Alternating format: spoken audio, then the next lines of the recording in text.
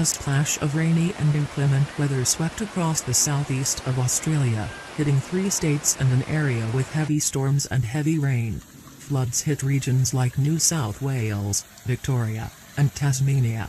Sydney has already suffered the full force of a severe thunderstorm overnight, and western and southwestern suburbs such as Parramatta, Lidcombe, Auburn and Liverpool have experienced torrential rains and flash floods. The State Emergency Service responded to more than 70 emergency calls with cars stuck in floodwaters. Guildford in western Sydney received the most precipitation, up to 70 meters in 24 hours. Part of the reason for these conditions is the former tropical cyclone Seth, which for several days in a row hit southeast Queensland and northern New South Wales in a dangerous wave.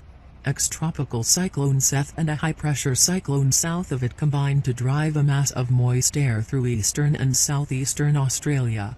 This moisture will interact with the low-pressure trough running through it in the coming days, resulting in a period of unstable and likely severe weather from today through Saturday.